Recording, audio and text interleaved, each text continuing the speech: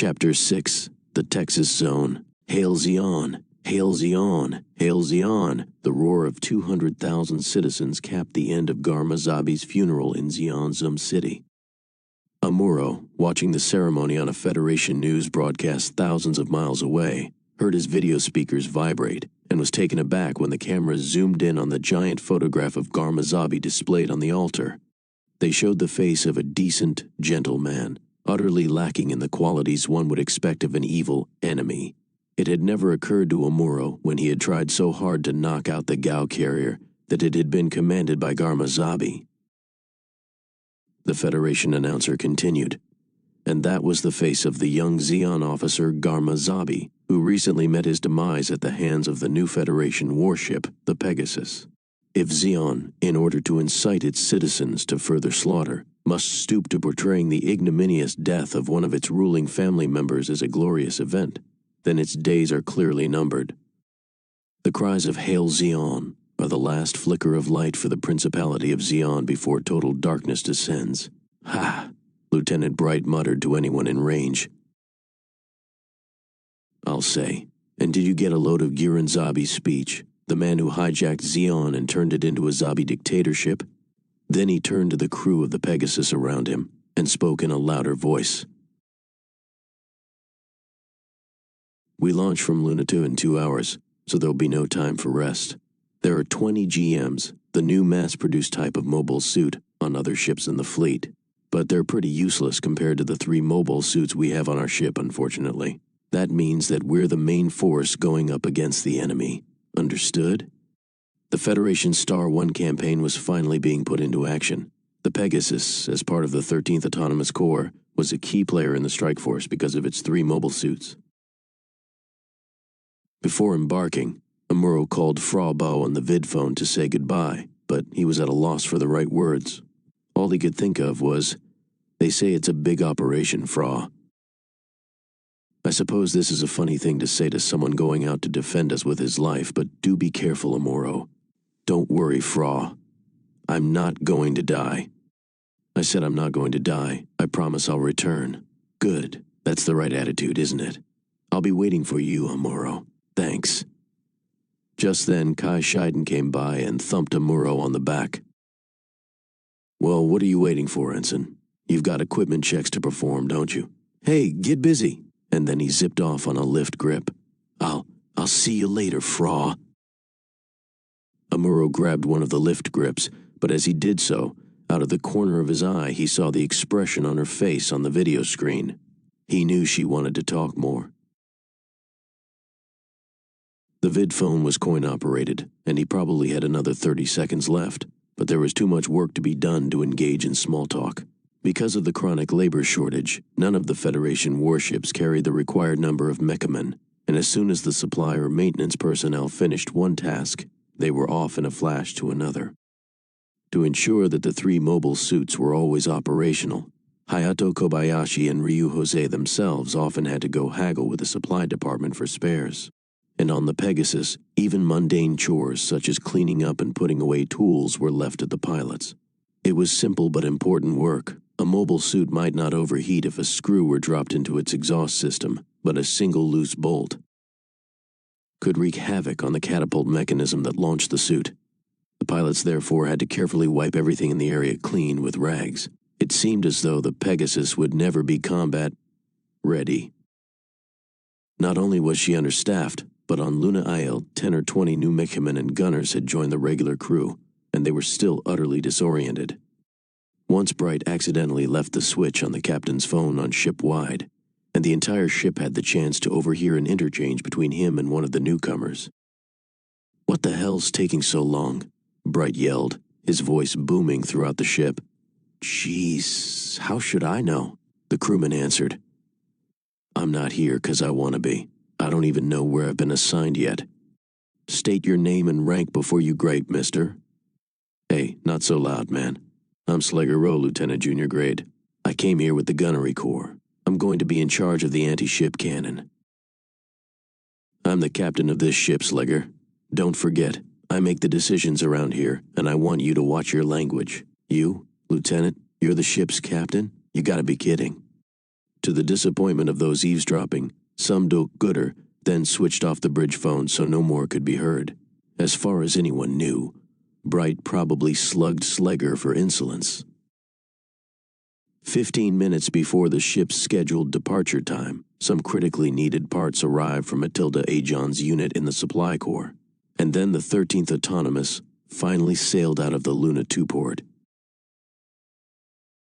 The Pegasus was preceded by a Magellan-class warship, the Hal, and followed port and starboard by 2 Salamis-class cruisers, the Cisco and the Saffron. 6 smaller public attack ships were deployed in a defensive perimeter around the entire strike force. Kai Scheiden joked weakly to anyone in sight, "Hey, tell me I'm hallucinating. This has got to be just a routine exercise, right? It can't be for real."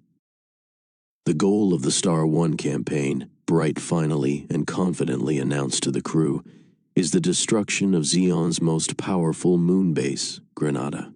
Once this is accomplished, we can easily take the heartland of Zeon itself. Our forces, the Federation forces, are several times larger than Zeon's, so if we knock out Granada and get past Solomon, they won't stand a chance. The fleet we're part of, the 13th Autonomous, will try to enter the Texas zone and draw out Zeon's Granada fleet. Then the main Federation force under the command of General Revel will attack both Granada and Solomon. I expect each and every one of you to be fully aware of the importance of the role assigned us, and to put the training you receive to maximum effect. Kai, irreverent as always, whispered to his friends. Amazing, isn't it? Give the guy a promotion, and he suddenly starts to sound like a real skipper. Amuro wondered out loud, "Do you really think we'll be able to pull it off?" "It won't be easy," Ryu said. "We're the decoy in this strategy, the bait." Amuro envied the calm way Ryu said it, as though he were already prepared for the worst. He was not so sure about himself. He had already accomplished more than he had ever hoped as a mobile suit pilot, but he still had a reservoir of fear. He clung to the precious hope that he might survive all this somehow, and let his confidence be boosted by a new anger he was starting to feel, directed not only at the Zabi family, but at the whole trail of human sins and failings that had seemed to lead to their emergence. Until the end of the 20th century, the history of mankind, the progress of civilization, had really been nothing but an endless series of wars. When the world had converted to the new universal century calendar, it therefore had done so not only to commemorate its advance into space, but also to help usher in what it hoped would be a new era of peace. And for over 70 years it seemed to work. Man did almost forget war, but then fighting erupted again, for all their fancy statements about being a new chosen people of space. Amuro knew that the Zabis were trying to dominate their fellow men with violence, and that they were really no different from their rapacious, power-hungry ancestors throughout the ages. Jiren Zabi, the de facto ruler of Zeon, always claimed that a new type of human with an expanded consciousness, the new types of Zeon presumably, should manage the rest of mankind. But it seemed to Amuro that if Giren's notion of new types was the true one, they were a barbaric crowd, and he would rather have nothing to do with them. As he told his friends, General Revel's got to be mistaken, don't you think? If new types are a new kind of human and they're anything like the Zabi family, then they'll treat the rest of us like the lowest form of life imaginable. Everyone seemed to agree. When Lieutenant Bright finally finished briefing the crew, Hayato Riley commented, "Damned if I'm going to let Zeon blow me up in the Texas zone. I'm going to go all the way to Granada, and nothing's going to stop me." Without missing so much as a beat, Kai chimed in agreement. Once the Pegasus was clear of Luna II's jurisdiction, Amuro and his fellow pilots began intensive practice in takeoff and landing with the 3 mobile suits. They missed the jeers of Lieutenant Rahl, who had first trained them. Now the 4 of them were no longer cadets but mobile suit regular pilots. Their shared experiences had bonded them together like brothers, but in actual combat that would not be enough. Rehearsing in formation around Ryu Jose, who was technically the senior pilot by virtue of being the oldest, somehow things did not quite come together. The true state of everyone's feelings was hinted at by Ryu, who said he was more interested in becoming a gun cannon specialist, and not really that eager to be the point man. And by Hayato, who said he wanted to pilot the Gundam but was told by Kai it was Amuro's role, as Amuro was already twice combat tested in the machine. The fleet itself nonetheless went ahead with a relentless training program, and Amuro found himself having to perform mock space duels with 2 GM suits from the flagship HAL. To his shock, he realized for the first time that the GM actually outclassed the Gundam in firepower at close range. Like the gun cannon, the GM had a single panel of glass where its eyes would have been, which gave the sighting monitor a clearer image. The Gundam designers for some reason had felt it necessary to make their machine look much more human, and had installed 2 cameras linked to the system's sight scope to approximate a human face. The result, it seemed to Amuro, was that the scope tended to cloud over more easily and was often a tad out of sync. He believed that the simpler a mechanism was designed, the better. But the Gundam had far more power in its Vernier jets and could outperform the GM in almost every other aspect. Supported by Kai and Ryu in the gun cannons, the Gundam and 2 GMs practiced making mock attacks on the Cisco. They practiced attacking simultaneously, first in a lateral, then in a vertical formation. They practiced timing their attacks and staggering their approach. It was Amuro's first formal training in tactics, and it seemed to him that they practiced everything possible, repeating moves over and over again until he just wished it would all end. His throat was starting to feel parched, and the undergarment he wore beneath his normal suit was soaked with sweat. Then the order finally came to return to the flagship HAL. It was time for a critique of the mock combat sessions and further study of formation tactics. The Earth Federation forces had only a rudimentary, almost primitive, combat manual. For use with the mobile suits, it had been written by officers with no actual combat experience who could only imagine how Zeon Zaku's actually operated. Rumor had it that the manual had really been patched together from a surreptitiously obtained Zaku manual and from information on old-style fighters. An enormous number of errors needed to be corrected as a result. The Federation mobile suit pilots were clearly in an awkward position. They were inexperienced and vastly outnumbered by Zaku's. They would have to rely instead on a great deal of creativity. Lieutenant Commander Rudolf Ramsky, who led the sessions in the ship's mess, announced, "We don't have a lot of time, men, so I'm going to talk while you chow down." He was popular, an engineer involved with mobile suits since they were first developed. "Mock battles are good training for novices," he said, "but you all tend to rely too much on the performance of your mobile suits. Don't expect them to always compensate for you." His little audience groaned. "I say this," he continued, "because I want you to stay alive. Keep in mind that what I say is true of almost all weapon systems while they're being developed.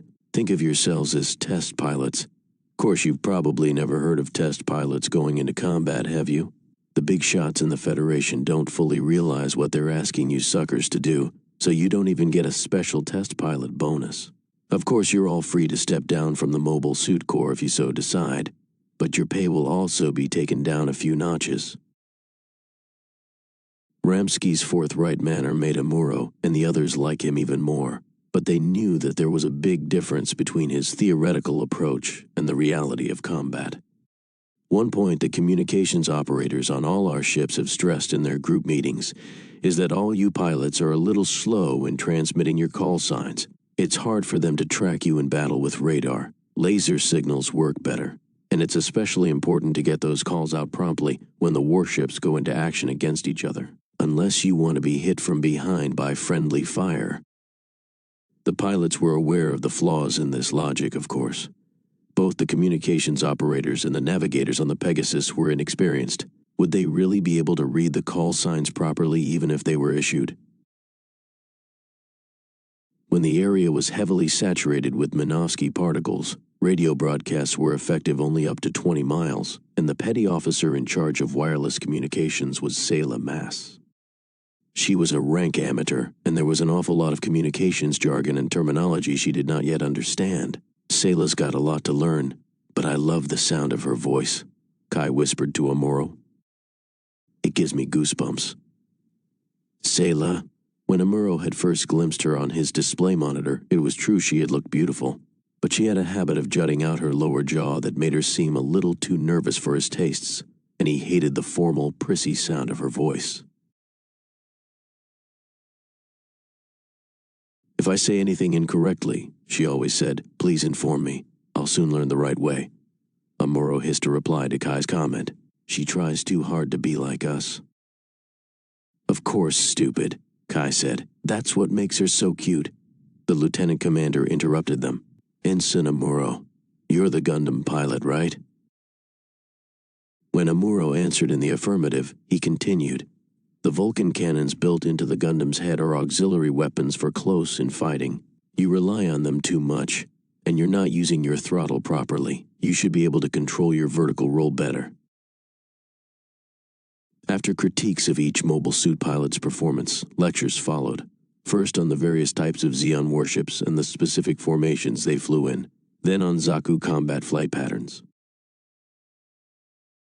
To be truly useful, the lieutenant commander's theoretical approach had to be augmented by comments from the mobile suit combat veterans.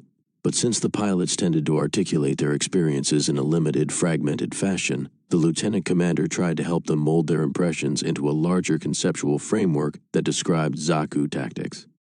I don't know. I was too busy trying to stay alive to think about that. If I hadn't put the Gundam through evasive maneuvers at top speed, though, Char's rifle blasts would have pulverized me. Both the Gundam and the GM seemed to have enough armor to withstand about 2 hits, but not by a marksman aiming directly at the same place twice. During the nearly 6 hours that the lectures and critiques took, the Gundam and gun cannon mobile suits were transported from the HAL to the Pegasus. Amuro and the other pilots followed later in a space launch. People on Earth referred to the moon's invisible half as its dark side or backside, but from the perspective of the Principality of Zeon, it was the front side. They had a major moon base, Granada, located at the southern tip of the Soviet mountains, from which their warships regularly landed and took off. And to counter increasing Federation intrusions into the area, a Zeon fleet under Rear Admiral Kaecilia's command had begun to reinforce its presence there. It included Captain Ma Kub's squadron, with its single heavy cruiser and 3 light cruisers, which was assigned to defend the Texas Zone. The Texas Zone was an area in space around the Lagrange point where the Battle of Roum, the last major conflict between Zeon and the Federation, had taken place. It got its name from the sole surviving Side 5 colony in the area, Texas, which had once been used exclusively for sightseeing and large-scale cattle ranching.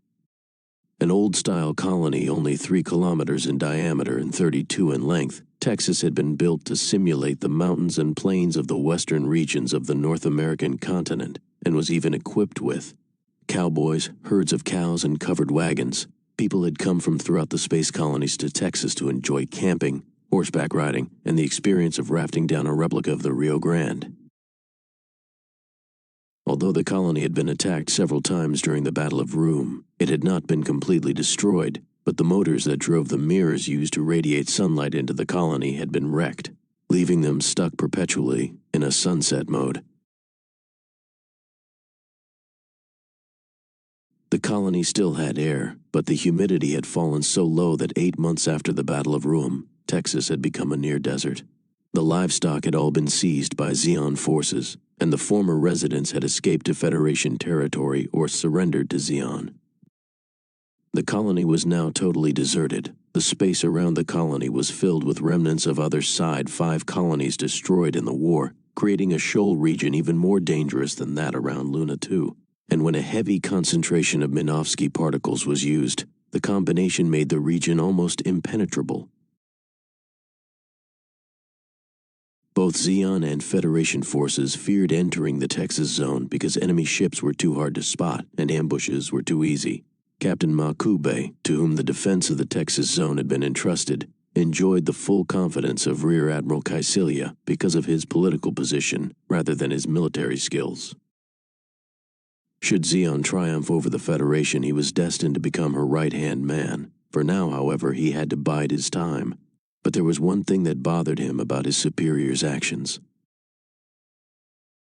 "Shar Aznable," he muttered, while admiring one of his prized white china vases from the Northern Sung dynasty. "I don't like the idea of that kid working with the Flanagan Agency on Side 6 to form a new type combat unit. How can someone who couldn't even protect Captain Garma possibly be qualified to lead new types? Seems like he's up to something behind our backs. And Dr. Flanagan can't be trusted. Look who he's hooked up with.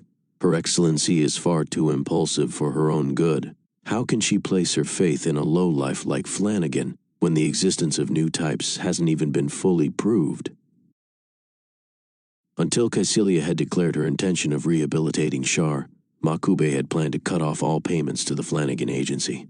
Why waste any more money on research that produced no results?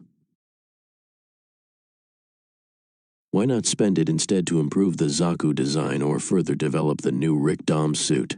Surely the Zeon Auditor General would not like the idea of wasting precious research money on some unproven mobile armor, the Elmeth or Bits or whatever the thing was called. Command of a new advanced mobile cruiser, the Zanzibar.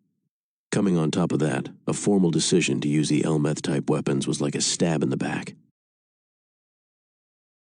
He remembered with bitterness the words Kycilia had laughingly tossed out at him. "You worry too much, Makuba." But there was something else Makube was also worrying about. He knew that a man like Shar, who obviously had talent running out of his ears, could be dangerous and would eventually become his enemy. There was something too calculating about the man's overly proper behavior and the way he cozied up to authority. First he leached on to Vice Admiral Dozel, and then to Her Excellency Kycilia. Why, he thought, the man acts like he's Kycilia's favorite pet. He liked this idea, and subtly began popularizing it with the help of his men. It caught on among the troops, who soon began joking among themselves that Shar was Kycilia's pet, 'cause he's got a nice ass. Meanwhile, Shar, on the Zanzibar, had left from Side 6's Balda Bay and was proceeding to the Texas zone. He planned to test the new Elmeth Bits mobile armor, now equipped with the PSI-COMMU interface inside the deserted Texas colony. It would have been possible to conduct the tests in open space, but Shar did not want to take any chances. Lala Sun would be operating the system, and he wanted to avoid exposing her too fast to what was essentially a vast battlefield. New type-operated weaponry, he sensed, had to be handled carefully. New types, after all, possessed nothing like the superpowers of comic book heroes and merely had a finely honed sense of intuition.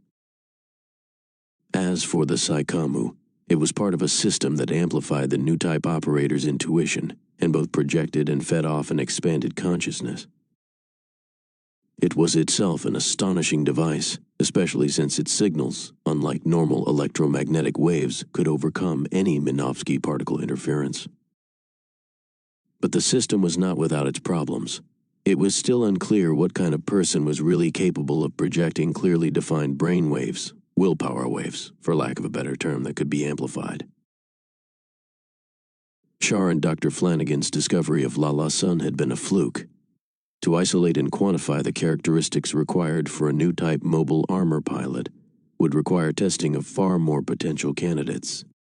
On the bridge of the Zanzibar, Shar turned and looked at Lala Sun, who was seated deferentially in a chair in the corner. He smiled and whispered to himself, "I wonder if I'd be able to pilot the Elmeth Bits system." She was seated too far away to have been able to hear him, but to his astonishment, she replied, "You, Commander?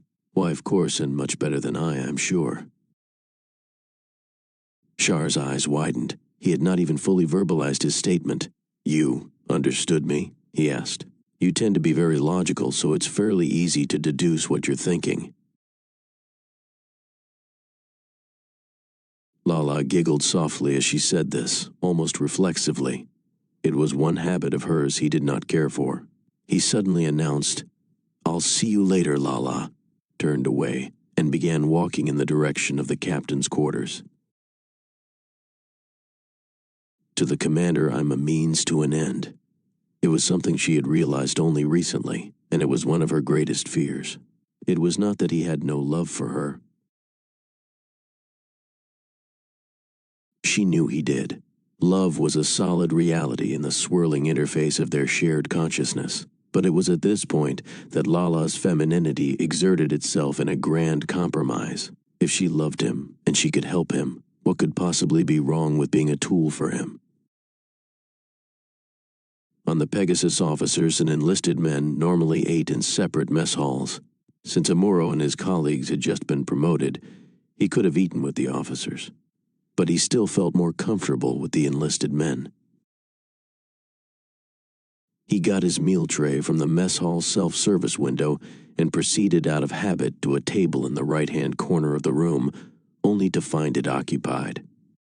Ensign Mirai Yashima, having finished eating, stood up to leave when he approached, but her companion, a wave petty officer, did not. "Nice to see you, Ensign," Mirai said with a smile as she walked by him. He stuttered a pleasantry in response, thinking how pretty her eyes were. Her full figure was apparent beneath the sharp lines of her uniform. Mirai tended to act like an older sister to the younger men, and it was no wonder she was one of the most popular of the ship's waves. Amuro recalled Kai having once said, "Wife material, that's what she is. 2 years older than me, but yep, I like that idea." And of course, Hayato had agreed wholeheartedly.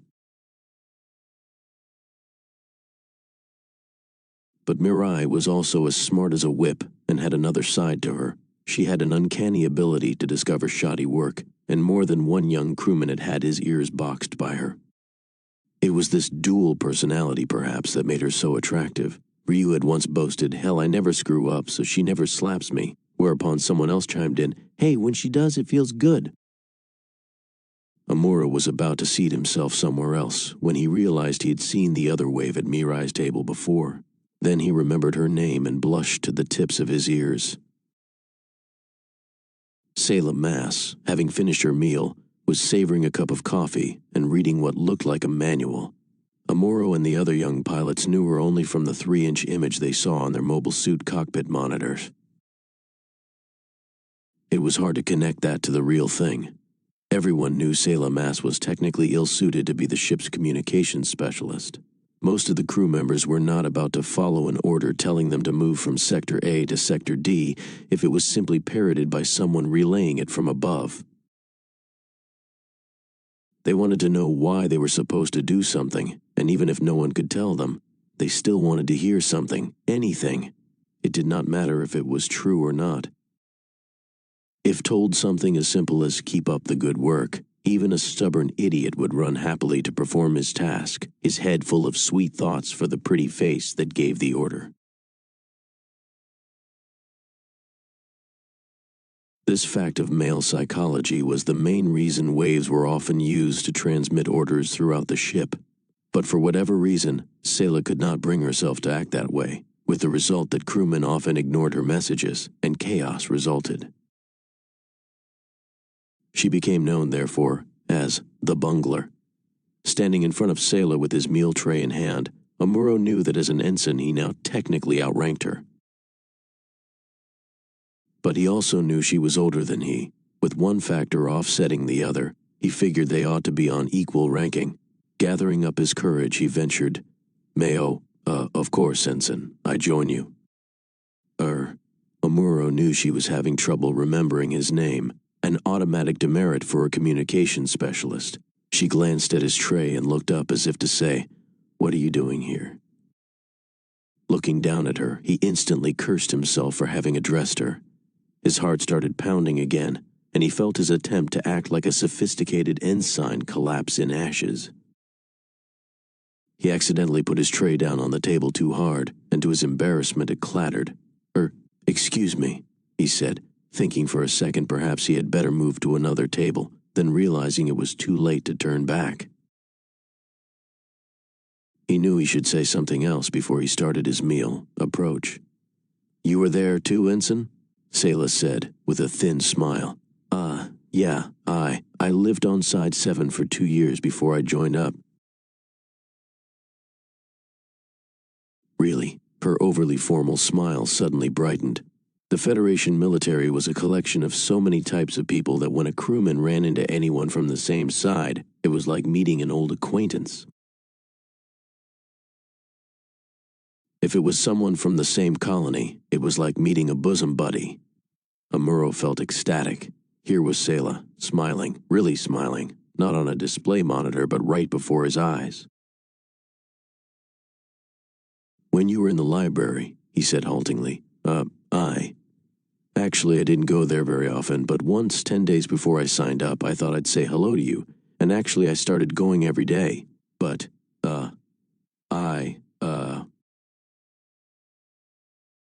You should have said something, but please, go ahead before your food gets cold." Thanks." He picked up a forkload of noodles and began shoveling them into his mouth, but his mind was not on the taste. "When I used to see you in the library, Sayla, I only knew of you as the blonde. It was a nickname I gave you. Well, gee, I'm awfully glad to know you're from S-Side 7, Ensign. I'm the only one of us S-Side 7 folks on the Pegasus Bridge. I didn't join the military through normal channels, and there's an awful lot I don't know yet, so if it wasn't for Mirai's help, I don't know what I'd do. I can't tell you how happy I am to know there's somebody else from my side, especially when it's an ace pilot like you." Amuro was in seventh heaven, but Sayla was shocked at herself for the way she had spoken to him. In her communications with the mobile suit pilot over the video monitors, she had always sensed something in common with him, and now, meeting him in the flesh, it was almost as though she could not stop herself. The guy stammering in front of her was younger than she was, and cute, and hardly resembled the ensign she had been seeing on the communications monitors. Something about the way he transcended his age also reminded her of the talk going around the bridge about new types, and made her wonder if he might really be one. It was a quality Amuro shared with her brother Shar, also known as Kasval. Her foster father, Jimbaral, had often told her that her real dad, Zeon Zum Daikun, had been a new type. "It's an expanded consciousness resulting from mankind's leap into outer space," he would say. "A new type of human. Your father was a great man, Artesia, and you are his offspring. Someday you must realize your own new type potential, destroy the Zabi family, and help lead mankind back to a world of peace." In the end, Jimbaral always came back to the same point, the need to overthrow the Zabi family on Zeon. Sitting and talking with Amuro, Sayla began to sense that the new type potential mentioned by her foster father indeed might appear in other people as well.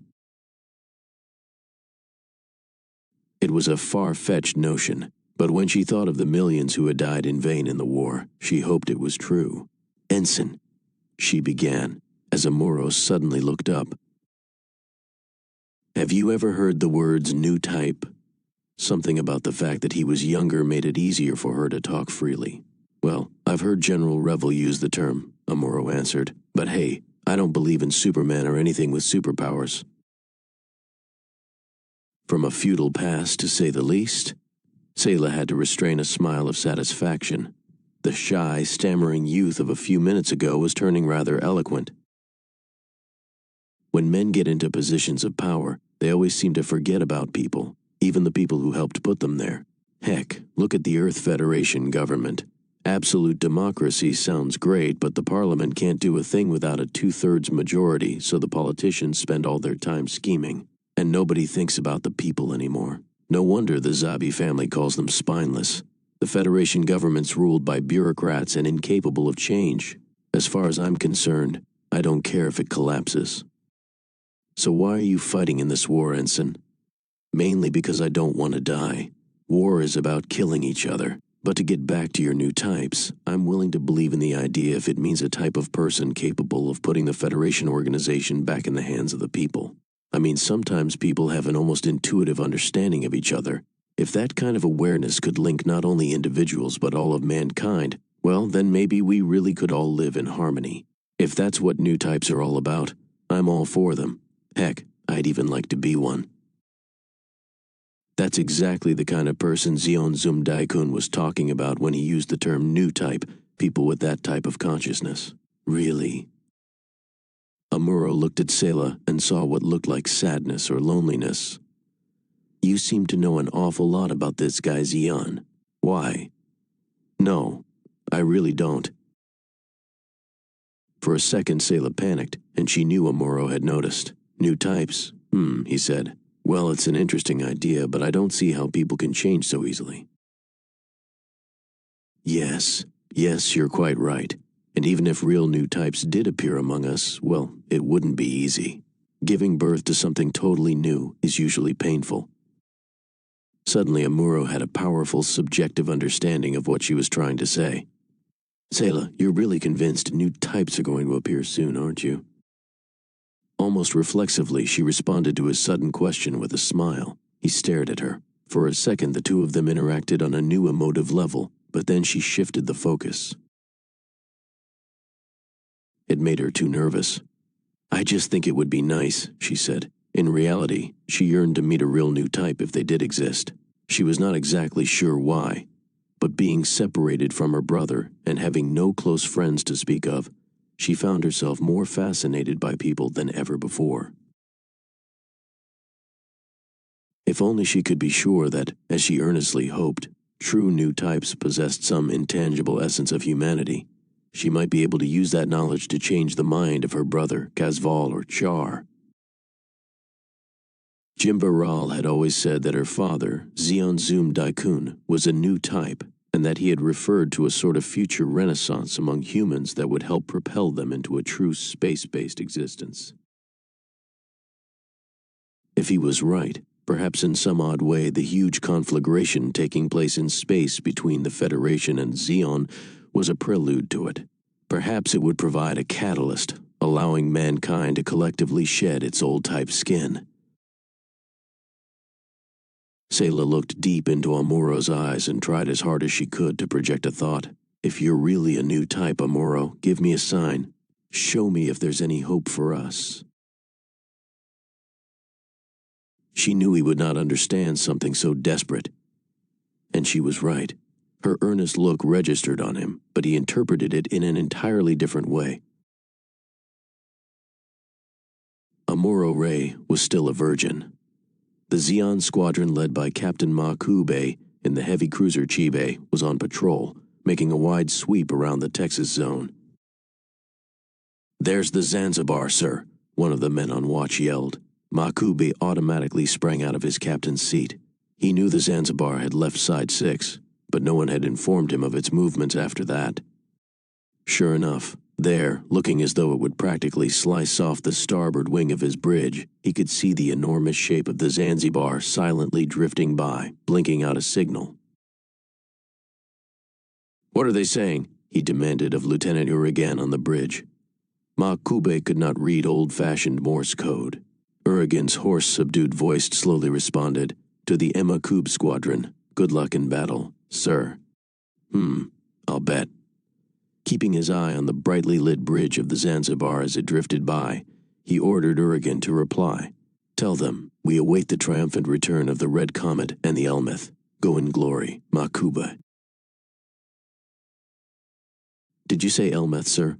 "That's right, and don't forget the go in glory part either." Makube's message was flashed from the chibe over to the Zanzibar, where it was deciphered by Lieutenant Maligan and conveyed to Shar, who frowned and remarked, "The man's like a rose with too many thorns." He knew that if he ever had the opportunity, he should do something about Makube, and he groused aloud that as far as he was concerned, the man would be far better off chasing skirts. He had no way of knowing, of course, that at the same time, his rival was calling him Krishia's pet. Makube's ships in the Zanzibar then silently went their different ways in the darkness, the Zanzibar to dock at the Texas colony, the Makube squadron to eventually encounter the Federation's 13th Autonomous Corps under Captain Watkins's command.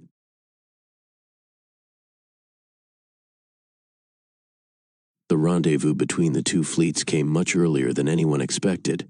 "Enemy ship above the number 3 combat line," called out Chief Petty Officer Mark Cran from the operator's boom chair suspended on the Pegasus's bridge.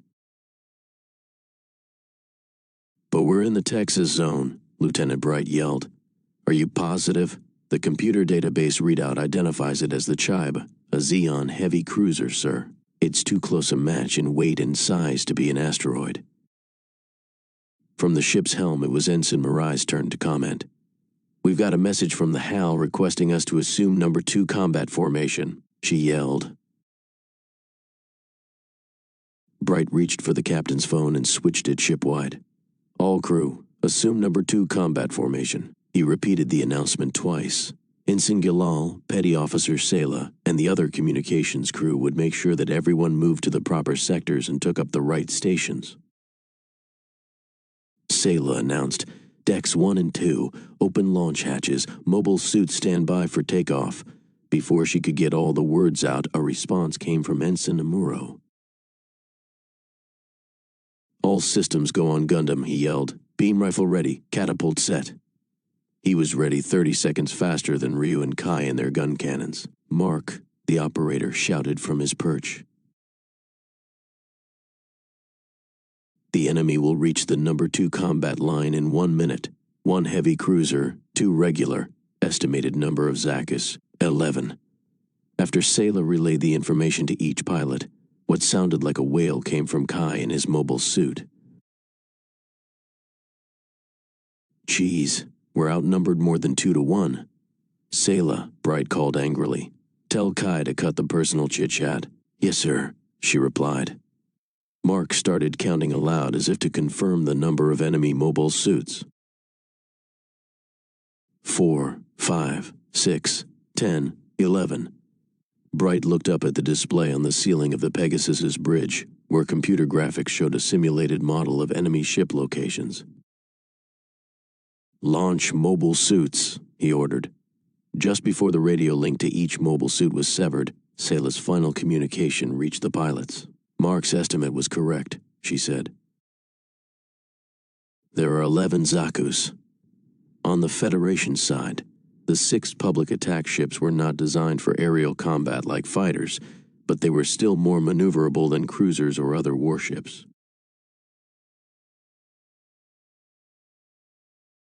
Six of them deployed themselves in a wedge formation facing the direction of the Zaku approach and were followed by the mobile suits, the gun cannons, the Gundam, and the 2 GMs from the HAL.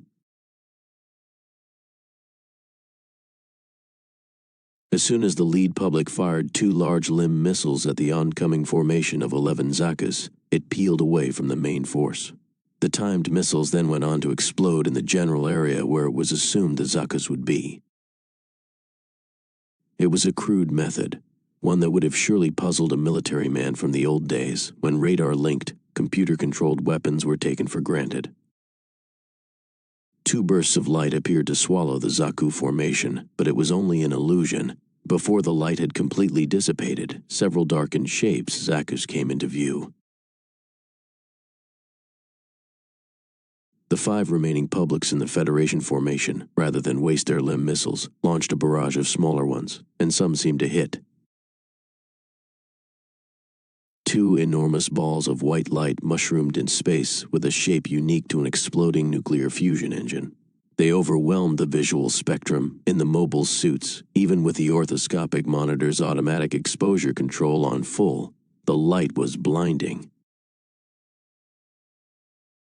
Here they come, Amuro cried seconds later, spotting something bright soar toward him from the upper right corner of his field of vision. It was a single Zaku, and if the earlier explosion had not diverted him, he never would have noticed it bearing down on him. Then he saw something flash in the area of its torso. Simultaneously, he pulled on the Gundam's control levers, jammed his feet on the pedals, and dodged a blast from the Zaku's hyper bazooka with only about 10 centimeters to spare. Damn, he thought, trying to aim with his beam rifle. The enemy Zaku was not as fast as the Red Comet, but almost. Their relative speeds made them cross paths before the Zaku had a chance to fire another blast. Amuro tried to spin his Gundam around in time but gave up. From then on, the battle would be a free-for-all. The same Zaku would either spot another target or become a target itself. Amuro checked the upper left display in his cockpit, then switched to the orthoscopic monitor and spotted another suit. It was a gun cannon. Amuro pushed the swivel-mounted gun scope away from his face, realizing that his trajectory was taking him away from the enemy. In relation to the plane of the ecliptic, he was too far north, or above them. For a moment he wondered if he might have opened the Gundam's throttle too much, perhaps out of fear or even a subconscious desire to avoid the enemy. He began a broad curving maneuver to his right, hunting for enemy suits. The light of the Earth passed over his orthoscopic monitor, and for a second he thought it was an attacking Zaku and felt a shiver run down his spine. It's going to take me years to really get used to this, he thought, and in the same second he spotted a real Zaku. Incredibly, it was only 5 kilometers to his right, descending parallel to him and seemingly oblivious to his presence. In hot pursuit of some other prey, it was already sighting down the barrel of its bazooka rifle. Amuro swung his beam rifle around 90 degrees and pulled the trigger. For a fraction of a second, the entire Gundam shook as heavy metal particles bundled by a laser beam were blasted out the gun barrel. Even with a shock absorber system built into the beam rifle and into the Gundam's shoulder, it was impossible to avoid some sort of kick. But by the time Amuro felt it, the enemy Zaku had already been blown several kilometers away, with the initial explosion colored by the residual light from the beam. Then came the main blast as the Zaku reactor went. Averting his eyes, Amuro spun the Gundam around 180 degrees, and as he did so he suddenly spotted several other mobile suits in the area, illuminated in the light of the blast. There were a lot fewer Zakus than he had expected. For a moment he wondered if the other Federation pilots had been able to take out the Zakus, but he knew that was too much to wish for. All of them, including the GM pilots, were essentially still novices. Then, just as Amuro had always feared, several Zakus began closing in on the 4 Federation warships under Captain Watkins's command. The ships began evasive maneuvers and unleashed a barrage of anti-air fire in all directions, but Amuro knew the Zakus were cannily taking advantage of the fleet's feeble defensive perimeter. He cursed them for trying to make fools out of him and his friends, and then, spotting a flash from a Zaku bazooka far off to his right, he put the Gundam into a high-speed swoop toward the Zakus around the ships, careful at the same time to avoid friendly gun and missile fire. We all have to die sometime, but God help me, 'cause here I go. Amuro did not vocalize the words, nor was it likely that he remembered them later. His action was an intuitive response to the fact that the Zakus were perfectly positioned for him to attack. Zaku squad leaders were normally identified by a decorative antenna-like rod protruding from their machines, and sure enough, Amuro immediately spotted one. The enemy assumed a defensive posture as Amuro closed in and raised its bazooka as if to fire, but Amuro fired his beam rifle first and scored a direct hit. A ball of light mushroomed from the exploding Zaku and nearly enveloped Amuro's Gundam, which flashed by without a second to spare. 2 down, he exulted. Mobile suit pilots wore helmets wired not only for radio transmissions but also for localized sounds, and as the Gundam shook violently from the Zaku's explosion, Amuro heard a crackling sound, as though something were burning inside the cockpit. He let his body roll with the mobile suit and checked around him. He was not expecting to find any major damage. If a critical condition warranted abandoning the mobile suit, a computer readout on the upper right instrument panel would notify him, and then the escape mechanism in the Gundam's core fighter system would be activated, assuming, of course, that the system had survived an attack. The 2 or 3 seconds Amuro used to check the inside of his cockpit nearly cost him his life. "Jeez," he suddenly yelled in terror. From the bottom of his monitor, he saw a 3rd Zaku soar up toward him and almost overwhelm the screen.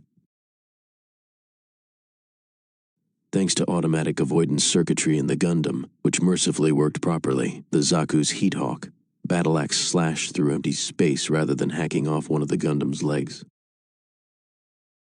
The Zaku's first attack thwarted, it next fired a laser burner built into its left hand. Using the Gundam's shield, Amuro managed to deflect what would otherwise have been a direct hit, but the blast nonetheless struck his suit with an inaudible whomp and a burst of light, and then the Zaku sliced through space again with its heat axe.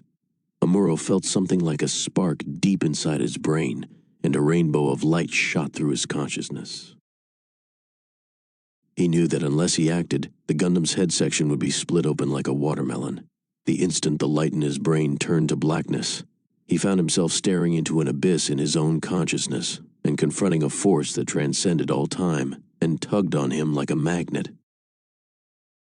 It was colorless, transparent, and utterly black, and then he felt it. He felt a leap in his awareness. Amuro's right arm moved so fast that it threatened to overwhelm the Gundam's safety mechanisms. The suit's arm, moving in response, groaned. Wielding the magazine of the beam rifle, Amuro intercepted the swing of the Zaku's heat axe and stopped it with only a millimeter to spare. He could see the blade of the heat axe glowing bright red, almost screaming. Sparks from the severed laser oscillator in the Gundam's beam rifle sprayed light between it and the Zaku. And then suddenly, as if confused, the Zaku's mono-eye flickered and seemed to go out. Something in Amuro yelled, "I did it!" It did not come from his conscious mind. It came from whatever had caused the leap in his awareness. He felt as though he had been guided by some external force and led out of a crisis. It was almost as though the scream had come not from within him at all, but from a larger independent consciousness. Amuro made the Gundam discard its now useless beam rifle and used the freed right arm to reach back over the suit's shoulder and grab the hilt of one of the beam sabers. When the Zaku's mono-eye flashed again, he slashed downward through its head, driving the glowing pink saber blade all the way through to its chest. The Zaku, nearly severed in two, collapsed forward at the waist, molten metal fragments spraying from its innards like magma spewing from a volcano. Amuro turned off the saber's laser oscillation beam and put the Gundam in reverse to get away from the explosion he knew would occur. And then he was enveloped in the three light of another. Nuclear fusion blast. Then Amuro turned the Gundam toward the remaining Zakus attacking the Federation ships.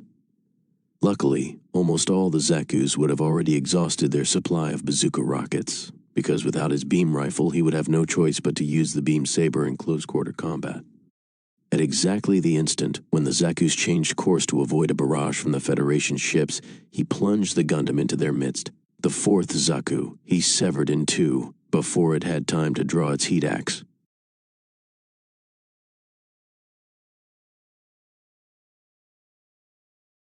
The fifth tried to parry with its heat axe, but the Gundam's beam saber melted it in an instant and sliced diagonally down through its shoulder to its waist. 5 down. That was the end of the fight. Ryu's gun cannon had bagged one Zaku, a GM had finished off another, the remaining 4 retreated. Federation losses included 2 public attack ships destroyed and 4 ships slightly damaged. Or so it seemed. When Amuro returned to the Pegasus, Sayla's face appeared on the miniature monitor in his cockpit. The few words she uttered were so official and shocking that he forgot to release his seatbelt and sat, temporarily speechless. Of the Pegasus's mobile suit team, only Amuro's Gundam and Kai's gun cannon had returned. "You must be kidding," he groaned. "No, it's true," she said. "I just received confirmation from the bridge. The hatch on the Pegasus's catapult deck was still open, as if waiting for Ryu Jose to return in his gun cannon any minute." Death in battle, it seemed to Amuro, was too sudden. It had happened to Sean Crane and now to Ryu. One instant they were there, and the next they were gone. And they would never come back. That was it. When Amuro climbed out of the Gundam and made his way to the briefing room, sure enough, there was the chair Ryu had been sitting in before they had all taken off. The original 5 pilot cadets now had been reduced to 3. Kai Shiden entered the room, looked at Amuro, and merely shrugged his shoulders. Hayato Kobayashi, who had stayed behind on the ship during the battle, turned to Kai and exploded with grief. Why? Why couldn't you protect him, he yelled. Who the hell do you think I am, Kai retorted. Some kind of invincible veteran mobile suit space ace. Hayato said nothing, and when Amuro turned and stared at him, he started to leave the room with an expression of utter despair. Kai yelled at his back, Next battle, you're on, partner. You were brought along on this ship as a backup for Amuro. He knocked out 5 Zakas. And you're telling us we should have saved Ryu? Okay, enough. Hayato broke under Kai's blast. His anger spent, he turned around, slumped into a chair, and exclaimed, Damn it, in frustration. Instead of Hayato, it was Kai who left the room. Amuro walked over to one of the reclining chairs in the room, eased himself into it, and strapped on the seatbelt. If they were going to be on round-the-clock standby for combat, he thought to himself, they should at least have 2 more alternate pilots. His pulse was still racing from the adrenaline of combat, but he knew he was exhausted. He would not have time for a good sleep, but he would at least try to take a short nap. He popped a tranquilizer and called out to Hayato, Wake me up if anything happens. Because of the battle between the 13th Autonomous and Captain Makube's fleet, Zeon might decide to send out reinforcements. But by then General Revel and the main Federation force should have started closing in on Zeon's Solomon Fortress in the area around Side 1. Any Zeon reinforcements coming to the Texas zone would have to leave from either Zeon's Granada moonbase or Solomon, and General Revel's fleet might be able to respond accordingly. It was too early to tell if the final showdown would take place around Granada or Solomon, but either way, the accomplishment of the 13th Autonomous, especially the Pegasus and the HAL, had opened the door to a major battle. Immediately after receiving his letter of commendation for downing 5 Zakas from Captain Watkins, Amuro had to go out again. An enemy fleet had been detected coming out of Granada, so if at all possible, in advance of its arrival at the Texas zone. The 13th was to destroy Captain Makube's squadron, and then wait for a major fleet offensive to shape up. Unknown to Watkins and the other Federation commanders, however, Commander Char Aznable and the Zanzibar were already on the Texas colony.